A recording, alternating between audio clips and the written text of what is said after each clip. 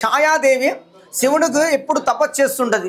తపస్సు చేస్తుంటే శివుడు అడిగారు, ఎప్పుడు నా గురించి తపస్సు చేస్తున్నావు కదా, నా పైన నిలిచేటట్టు మీకు ఒక వరం ఇస్తాను అని చెప్పడం జరిగింది.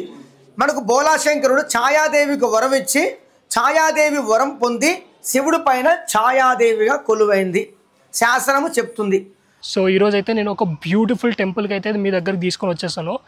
సో ఈ టెంపుల్ ఏంటంటే విశిష్టత మీరు చూస్తే మైండ్ బ్లాక్ అయిపోతుంది ఫస్ట్ థింగ్. ఎందుకంటే మీరు ఎక్కడ చూసుకుంటారు శివుడి మీద ఒక నీడ, ఆ నీడ కూడా ఎలాంటిది, శివుడి స్తంభంలాగా ఎలాగైతే ఉంటుందో ఆ స్తంభంలాగా పెద్ద నీడ శివుడి మీద పడుతుంది.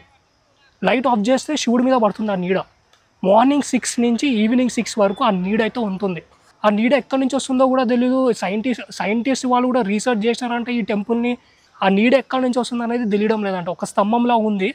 మీకు ఆ వీడియో ఇప్పుడైతే మీకు క్లిప్ కూడా ప్లే చేస్తాను చూడండి. అసలు శివుడి పైన నిశ్చలంగా ఒక స్తంభం ఆకారంలో నీడ కనబడడం కూడా జరుగుతుంటది.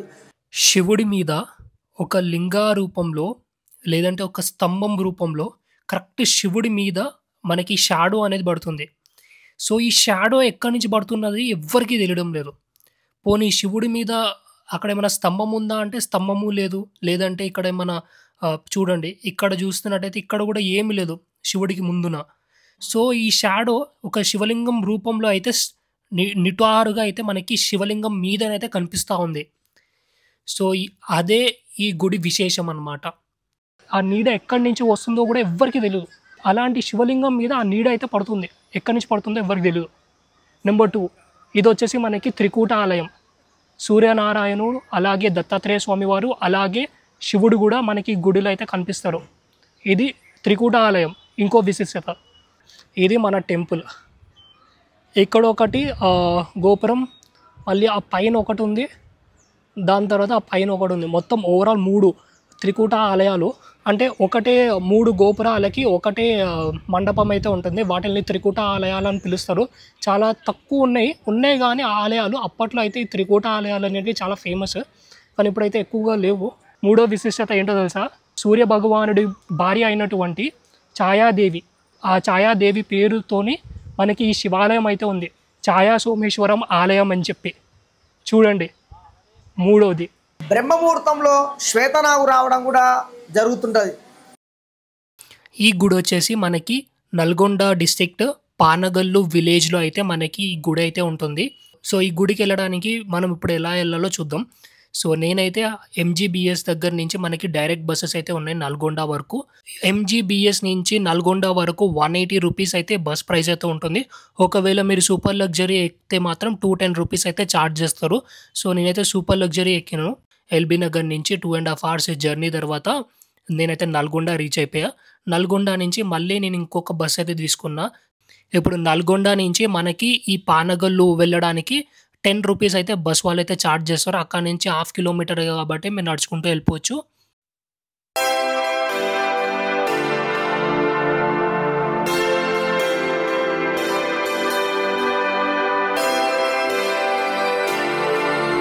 ఫైనల్లీ నేనైతే పానగల్లు విలేజ్ దగ్గరికి అయితే వచ్చేసాను. ఇక్కడ నుంచి మనం స్ట్రెయిట్గా నడుచుకుంటూ 1/2 కిలోమీటర్ దూరంలో అయితే వెళ్ళిపోదాం.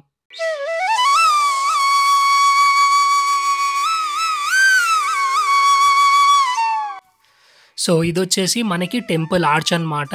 సో ఈ టెంపుల్ ఆర్చ్ లోపల మనకి శివుడు, పార్వతీమాత ఒడిలో మనకైతే వినాయకులు వారైతే ఉంటారు.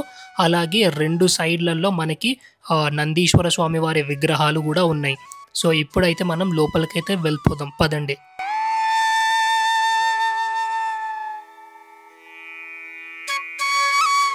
ఇక్కడ మొత్తం పంట పొలాలు ఇవైతే ఉన్నాయన్నమాట. మీకు ఇక్కడ దూరంగా కనిపిస్తున్నట్టయితే అదే మనకి ఛాయా సోమేశ్వర ఆలయం అన్నమాట. సో ఇక్కడ నుంచి మనకి ఈ లెఫ్ట్ సైడ్లో చూడండి, మొత్తం అన్ని పంట పొలాలే. చాలా అంటే చాలా అందంగా ఉన్నాయి పంట పొలాలు కూడా.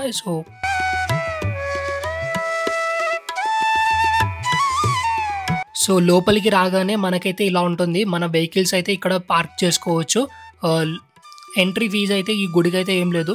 సో ఈ షాప్లో అయితే చాలామంది అభిషేకానికి ఇక్కడ కొబ్బరికాయలు, దాంతో తర్వాత పంచామృతాలు ఇవన్నీ తీసుకుంటారు అన్నమాట శివుడికి అభిషేకం చేయడానికి. సో లోపలికి రాగానే మనకి ఇక్కడ ఒక పెద్ద కుండం అయితే కనిపిస్తూ ఉంటుంది. ఈ కుండంలో మనకి ఇంగ్లీష్లో స్వాన్స్ అంటారు. సో ఈ కరెక్ట్ ఈ స్వాన్స్కి ఆపోజిట్లోనే మనకి ఇక్కడ ఈ కుండం పక్కనే మనకి ఛాయా సోమేశ్వర ఆలయం అయితే ఉంటుంది. చూడండి ఎంత పురాతనమైన ఆలయమో. సో ఫైనల్లీ మనమైతే ఇప్పుడు ఛాయా సోమేశ్వరం ఆలయంకి అయితే వచ్చేసినాం. చాలా అంటే చాలా పురాతన ఆలయం. 11th సెంచరీలో అయితే మనకి ఈ టెంపుల్ అనేది కన్స్ట్రక్షన్ అయితే స్టార్ట్ చేసినారు. ఈ 11th సెంచరీ చోళా డైనాసిటీలో ఉన్నప్పుడు. అలాగే మీకు ఆల్రెడీ చెప్పాను, నల్గొండ నుంచి పానగల్ రావాలి, పానగల్ నుంచి జస్ట్ ఒక ఫ్యూ మినిట్స్ ఇక్కడ రావడానికి. సో అదనమాట. లోపలికి అయితే వెళ్ళి మనం ఇప్పుడు అయితే చూద్దాం. సో మీకు ఇక్కడ కనిపిస్తుంది కదా, ఇది వచ్చేసి మనకి త్రికూట ఆలయము. సో ఈ త్రికూట ఆలయంలో మనకి 3 మేజర్ పాయింట్స్ ఉన్నాయి ఇక్కడ.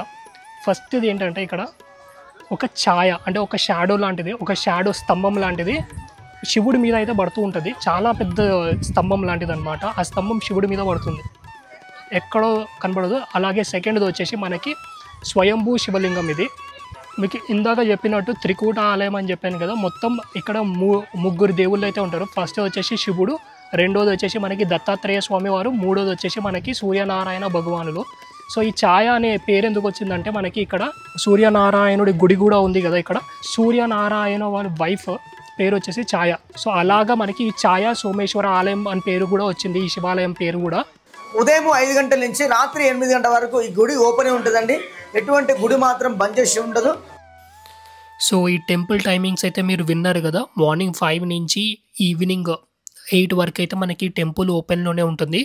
కానీ అభిషేకం చేసుకునే వాళ్ళకి మాత్రం మీరు మార్నింగ్ 11:30 లోపలనే మీరు అభిషేకం అయితే చేసుకోండి.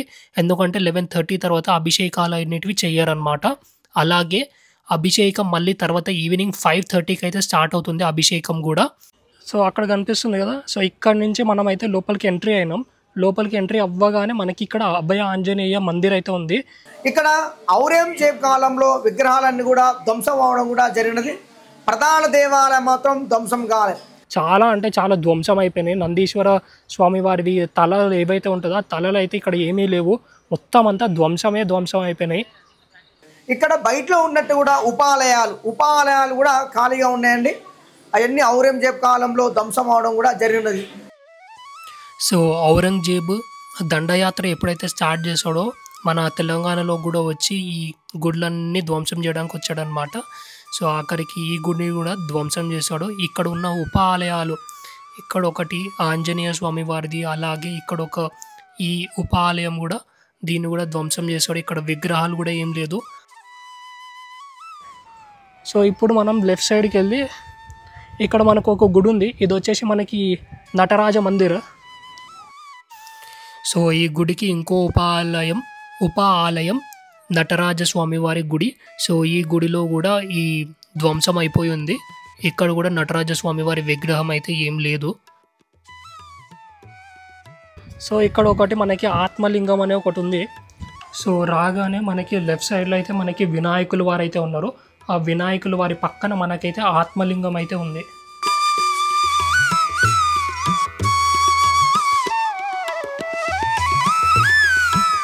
లెఫ్ట్ సైడ్లో మనకి ఇక్కడ వినాయకులు వారు ఉన్నారు. వినాయకుల వారికి దాదాపు మనకి ఇక్కడైతే ఆత్మలింగం అయితే ఉంది.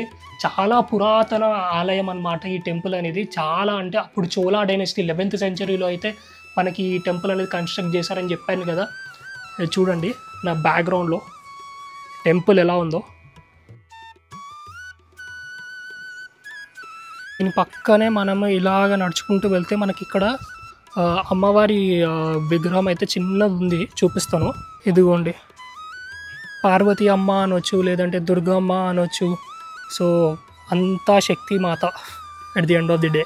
సో ఇక్కడ ఈ దర్శనం అయిపోయి ఇక్కడ చూడండి, ఇది మనకి ఆత్మలింగం అని చెప్పాను కదా. ఆత్మలింగం వెనకాల మనకి ఇక్కడైతే ధ్వంసం అయిపోయిన నందీశ్వర స్వామి వారి విగ్రహాలు అయితే చాలా ఉన్నాయి ఇక్కడ చూడండి.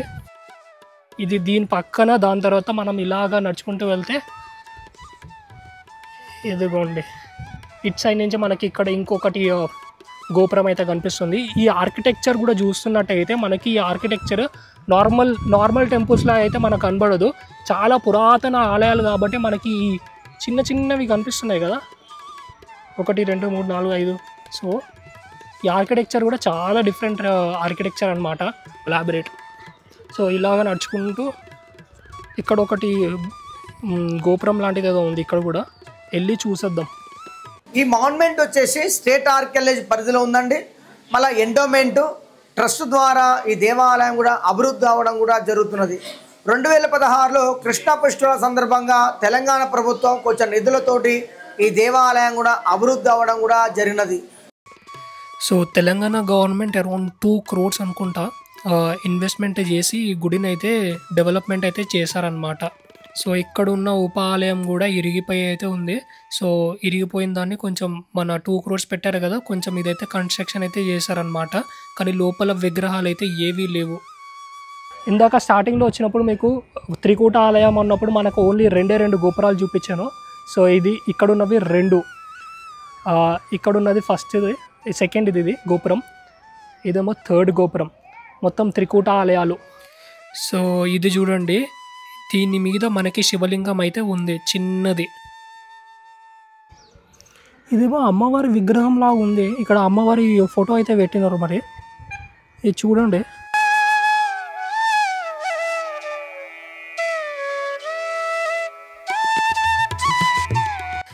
6 to 7 ఉప ఆలయాలు అయితే మనకి గుడి చుట్టూరా ఉంది కదా.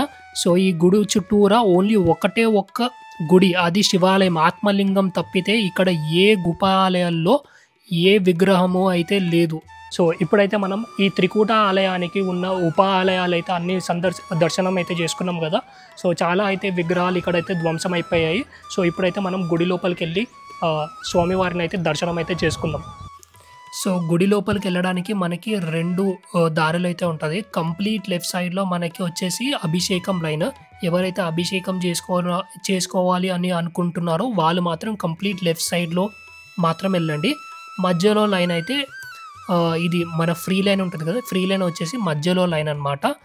టెంపుల్ నేమ్ వచ్చేసి శ్రీ ఛాయా సోమేశ్వర స్వామి మందిర్ అని చెప్పి క్లియర్గా రాస్తుంది కదా. అక్కడ మనకి శివుడు అయితే ఉంటారు. దాని కరెక్ట్ ఈ రైట్ సైడ్లో మనకి దత్తాత్రేయ స్వామి వారు ఉంటారు. అలాగే ఇక్కడ మీకు కనిపిస్తుంది కదా, ఇక్కడ వచ్చేసి మనకి సూర్యనారాయణ స్వామి వారి విగ్రహాలు అయితే ఉంటుంది. సో ఇది లోపలికి రాగానే ఇక్కడ ఒక అక్షరాభ్యాసం ఏదో జరుగుతుంది ఇక్కడైతే.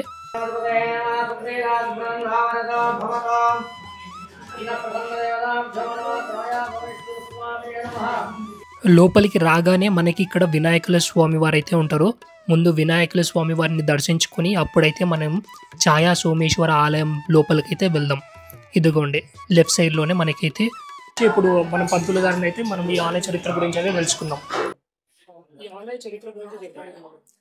ఓం శ్రీ గురుభ్యో నమః.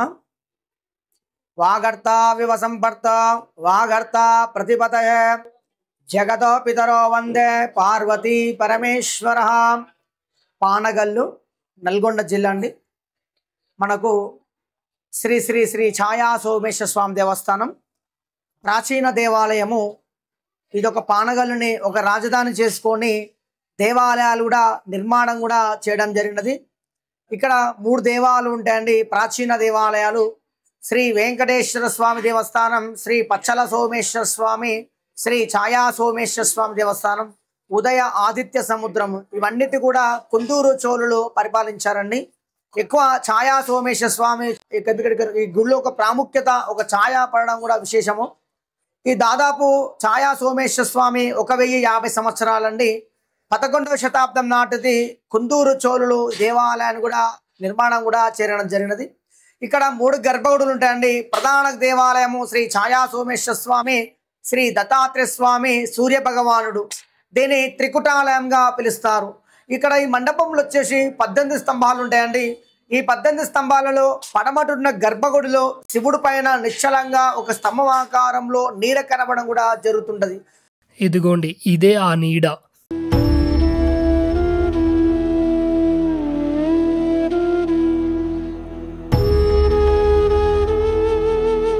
మనకు ఉదయం 6:30 నుంచి సాయంత్రము 6 వరకు నిశ్చలంగా ఎటు డైరెక్షన్ మూవ్ కాకుండా సేమ్ ఒకే శివుడి పైన స్తంభం మీద పడడం కూడా జరుగుతుంటది. అది ఏ స్తంభం మీద అన్నది అంతు చిక్కని రహస్యం, దేవరహస్యం. మనకు వాతావరణం ఏ రకంగా ఉన్నా సరే ఆ స్వామివారి పైన ఆ స్తంభం అన్నది కూడా ప్రతిరోజు కూడా కనబడడం కూడా జరుగుతుంటది. మనకు 365 days ఆ ఛాయ కనబడడం కూడా జరుగుతుంటది. చీకట్లో మాత్రం కనబడదండి. మళ్ళా నెల నెల వచ్చే పౌర్ణమి రోజు, నిండు పౌర్ణమి రోజు ఆ స్తంభం అనేది కనబడడం కూడా జరుగుతుంటది.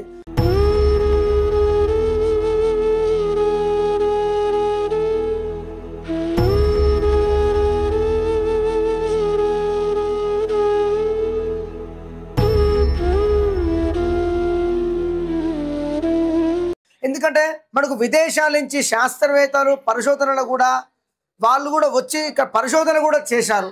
ఇప్పటికి అంతు చిక్కని రహస్యం ఒక దేవరహస్యం.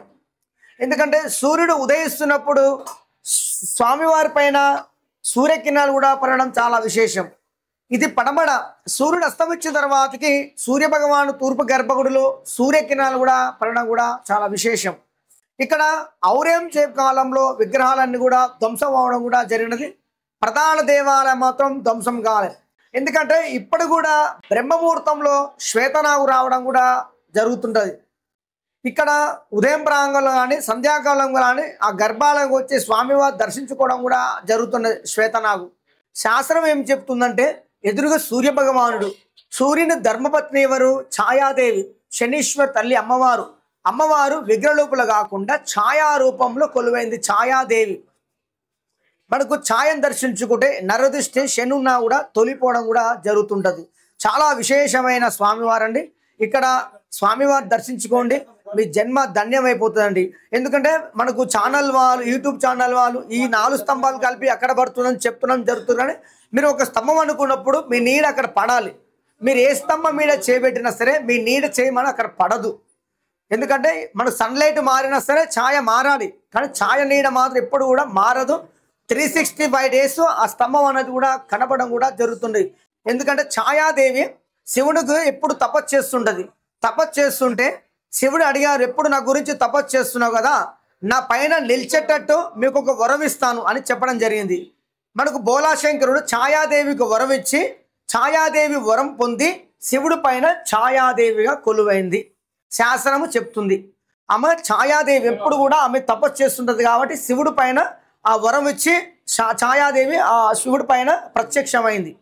మనకు ఎప్పుడు కూడా వాతావరణం ఏ రకంగా ఉన్నా సరే ఆ స్వామివారి పైన నీడ కనబడడం కూడా జరుగుతుంది. చాలా విశేషమైన ఛాయా సోమేశ్వర స్వామి. ఇంకా తెలంగాణ ప్రభుత్వం దీనిపైన దృష్టి పెడుతుంది. దీని ఒక పర్యాటక కేంద్రం చేసి తీర్చిదిద్దాలి. ఎందుకంటే ప్రాచీన దేవాలయం తెలంగాణలో అద్భుత గుడి అంటేనే ఒక ఛాయా సోమేశ్వర స్వామి ఇష్టాజిక టెంపుల్ అండి. ఇది 3 దేవాలయాలు కూడా ఇష్టాజిక టెంపుల్స్. ఇక్కడ దీని ఒక పర్యాటక కేంద్రం చేస్తే మాత్రం లక్షలాది మంది దేవాలయం కూడా సందర్శిస్తారండి. ఇక్కడ పుత్ర సంతానం విషయంలో కానీ, ఆరోగ్యాల ప్రకంగా కానీ, మానసికంగా ఎవరైనా బాలేకున్న వారికి పానికరం విషయంలో కానీ, పుత్ర సంతానం విషయంలో కానీ, ఎవరైనా విదేశాలు కానీ వెళ్ళాలనుకుంటే జాబ్ పర్సన్లో కానీ స్వామివారికి ఒక చెమ్మ నీళ్ళు వేసి బిల్వదళము పసుపం ధరిస్తే మాత్రం మీ యొక్క జన్మ ధన్యమైపోయి మీ యొక్క కోరిక అనేది కూడా అనుగ్రహం అనేది కూడా పొందుతారండి. ఎవరైనా కష్టాలు ఉన్నా సరే స్వామివారి దర్శించుకొని స్వామివారికి జలాభిషేకం చేసినట్లయితే మీకు కష్టాలు ఉన్నా తొలిపోవడం కూడా జరుగుతుంది. స్వామివారు సాక్షాత్తుగా స్వయంభూ శివలింగం అండి. ఇక్కడ ప్రతిరోజు కూడా ఉదయం 5 గంటల నుంచి మధ్యాహ్నం 12 వరకు మీ స్వస్థాలతో అభిషేక కార్యక్రమం కూడా నిర్వహించుకోవడం కూడా జరుగుతుంది. సంధ్యాకాలంలో 5 గంటల నుంచి 8 గంటల వరకు కూడా అభిషేకాలు కూడా యథావిధిగా కొనసాగుతాయండి. ఇక్కడ స్వామికి బ్రహ్మసూత్రం కలిగిన శివుడు అంటే చాలా మహిమ గల స్వామివారు. ఓం నమ శివాయ. ఇప్పుడైతే మనకి ఇక్కడ అభిషేకాలు అయితే జరుగుతుంది. సో ఇప్పుడైతే మనం అభిషేకం అయితే చూద్దాం.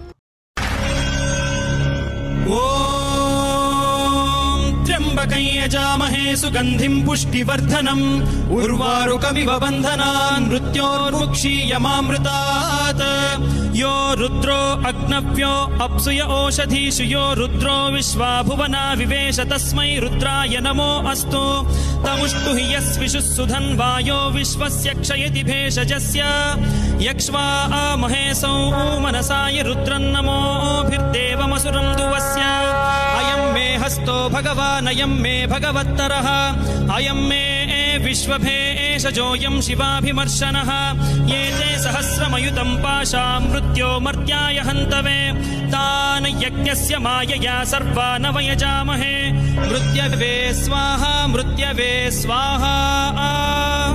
ॐ नमो भगवते रुद्राय विष्णवे मृत्युर्मे पाहि प्राणानां ग्रन्थि गन्धिरसि रुद्रो मा विशान्तकः तेनान्नेना आप्यायस्व सदा शिवो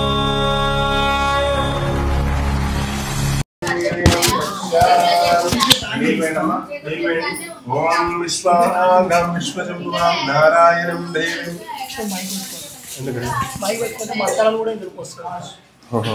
ओम श्री सर्वेश्वराय नमो नमः। ओम नमः चंभवे च महोभवे च ओम नमो शंकराय च महेश्वराय च नमस्ते नमस्ते तन्वन् विश्वेश्वराय नमो नमः।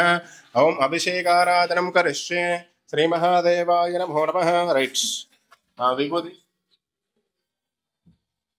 విభూది నేను వేస్తున్నా మీ ప్యాకెట్ కాడ పెట్టండి రైట్ విభూది పొట్టు పెట్టుకోండి త్రయంబకం యజామహే సుగంధిం పుష్టివర్ధన గురువారికి వందనాత్ ముక్షోర్ముక్షీరమాండుదాదు ఇట్లా పొట్టు పెట్టుకోండి మంచిగా పొట్టు పెట్టుకోరా కొబ్బరికాయలు ఆడ పెట్టండి ఆ పూలు ఉంటే పూలు పెట్టండి అమ్మా ఓం శివాయ నమః ఈశ్వరాయ నమః శంభవే నమః వినాయకాయ నమః విశ్వేశ్వరార్పణమస్తు మహాప్రసాదార్పణమస్తు రైట్ చాలు చాలు అవి వాటిని ముట్టుకోండి ఆ కొబ్బరికాయలు ఆడబెట్టండి పుష్పాలు పెట్టండి ఓం శివాయ నమః మహేశ్వరాయ నమః ఓం శంభవే నమః ఓం పినాకినే నమః ఓం శశిశేఖరాయ నమః ఓం వామదేవాయ నమః ఓం విరూపాక్షాయ నమః ఓం కప్పఢ్నే నమః ఓం నీలలోహితాయ నమః సర్వేశ్వరార్పణమస్తు ఓం పుష్పం వేదాః పుష్పవాహన్ ప్రజావాహన్ పశువాం భవతి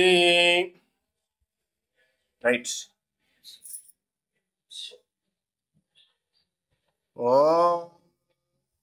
ఓం హిరణ్యవాక్రం మదో పూర్ణం దదాతి మాదయో దదతి కలాః స్వాహా ఉపహారతే కదైవయమానస్తః ఆయత్తేజో దదాతి ఆనందమంగళ దివ్య నీరాజనం దర్శయామి నమః పార్వతీపదే హర హర మహాదేవ నమః పార్వతీపదే హర హర హర హర మహాదేవ ప్రదక్షిణ చేసుకోండి యాని కాని చ బాబాని బ్రహ్మాంతర్వృతాని తాని దాని ప్రదర్శంతే ప్రదక్షిణం పదే పదే పాపోహం పాప అన్నాహం పాపాత్మం పాప శంభవ త్రాయమాం కృపయా దేవాం శరణాగతవచలా తంజతాం శరణం నాస్తం తమేవ శరణమమాద్ తస్మాత్ కారుణ్య భావేన రక్ష రక్ష జనార్దన శ్రీ సర్వేశ్వర నమో నమః ఆత్మ ప్రదక్షిణాం హృదయ సమర్పయామి నమస్కరోమి సర్వంత్రయామి సర్వేశ్వర్యా సర్వరూపార్పణమస్తు सर्वेश्वरार्पणस्तु महादेवायने सर्वेश्वरायने सर्वरूपार्पणस्तु सर्वेश्वरिं मंत्रहीनं क्रियाहीनं चप्पंడి मंत्रहीनं क्रियाहीनं भक्तिहीनं बुद्धिहीनं श्रद्धाहीनं सर्वेश्वर यत्पूजितं मया देवां परिपूर्णं तदस्तुते छाया सोमेश्वर स्वामी अनुग्रहार्थं मम अभिषेकं वर्षे రైట్ సింగ్ పైకి రాండి పైకి వచ్చేసారు ఓం శాంతి ఇక్కడ మేము లింగాయత్ జంగమ మఠం అండి పసునూరి మఠం మా ఈ దేవాలయంలో వంశ పరంపరంగా దేవాలయం కూడా పూజలు స్వామివారికి అందించడం జరుగుతుంది కీర్తిశేషులు జంగం కోటే గారు నాన్నగారు జంగం కోటే శంకరయ్య గారు వాళ్ళ కుమారులు ఉదయ్ కుమార్ అజయ్ కుమార్ కూడా అక్కడ పూజలు కూడా స్వామివారు అందించడం జరుగుతుంది ఒకప్పుడు 50 సంవత్సరాల వరకు ఈ దేవాలయం మొత్తం కూడా శిథిలావస్థలో ఉండేదండి తెలంగాణ ప్రభుత్వము ఈ దేవాలయం దృష్టి పెట్టి 2 కోట్ల నిధులతోటి ఈ దేవాలయం కూడా అభివృద్ధి అవ్వడం కూడా జరిగినదండి చాలా ప్రాచీన దేవాలయము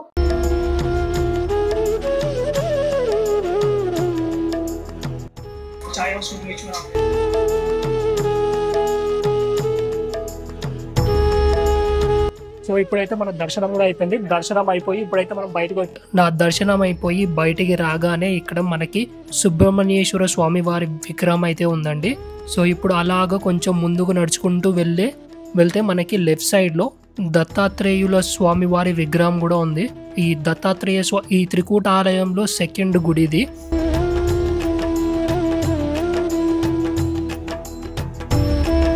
సో ఇక్కడ కూడా దర్శనం అయితే చేసుకోండి ఈ త్రికూట ఆలయంలో 3వ గుడి అంటే 3వ విగ్రహం ఇప్పుడు మనకి సూర్యనారాయణుల వారి విగ్రహం అయితే ఉంది సో ఇక్కడ మనకి ఏంటంటే ఇక్కడ విగ్రహం అనేది సరిగ్గా కనిపించదు ఎందుకంటే సూర్యనారాయణుడిది విగ్రహం అనేది ఇరిగిపోయి ఉంటుంది బట్ ఆయన వాహనం ఏదైతే ఉంటుందో గుర్రాలతోని 7 గుర్రాలు అవి మనకైతే ఇక్కడైతే కనిపిస్తూ ఉంటాయి క్లియర్గా సో నా దర్శనం అయిపోయి ఇక్కడైతే మనకి పులిహోర ప్రసాదం అయితే పెడుతున్నారు. సో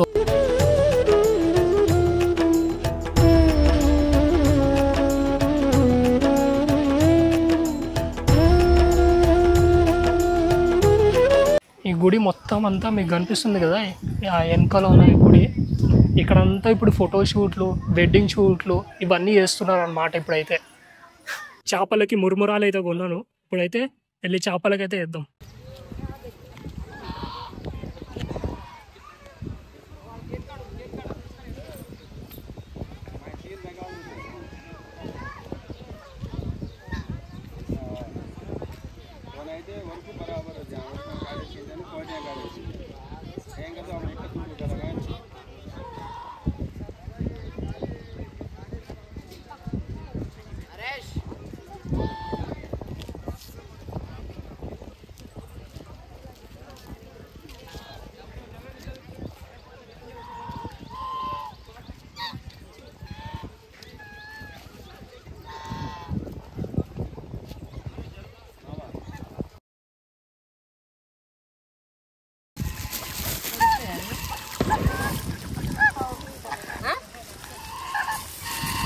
తెలీదండి.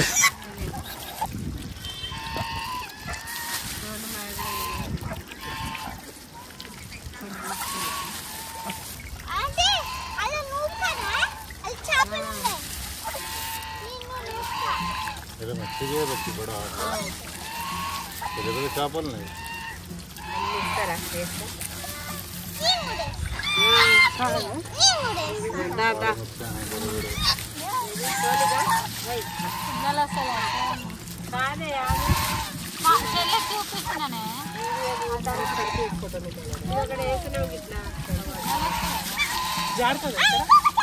తెలీదండి.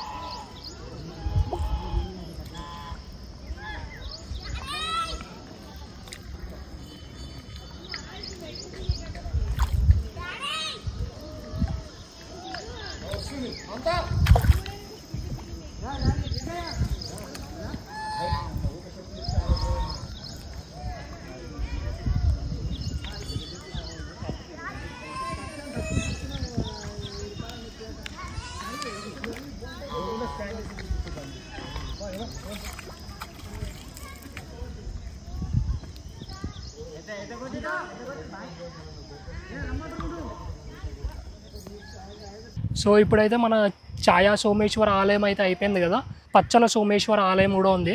సో ఇప్పుడైతే పచ్చల సోమేశ్వర ఆలయానికి అయితే వెళ్ళి దర్శనం అయితే చేసుకుందాం. సో దానికన్నా ముందు ఏంటంటే ఇక్కడ మొత్తం 3 ఉన్నాయంట, నాకు తెలీదు. ఒకటి వెంకటేశ్వర స్వామి వారి గుడి కూడా ఉందంట. నేను ఓన్లీ 2 టెంపుల్స్కి వెళ్దామని ఫిక్స్ అయినా. బట్ ఇప్పుడు వచ్చేసి మనకి 3rd టెంపుల్ కూడా మనకు తెలిసింది, వెంకటేశ్వర స్వామి వారిది కూడా. సో ఇప్పుడైతే మనం ఈ 3 టెంపుల్స్ని అయితే విజిట్ చేద్దాం.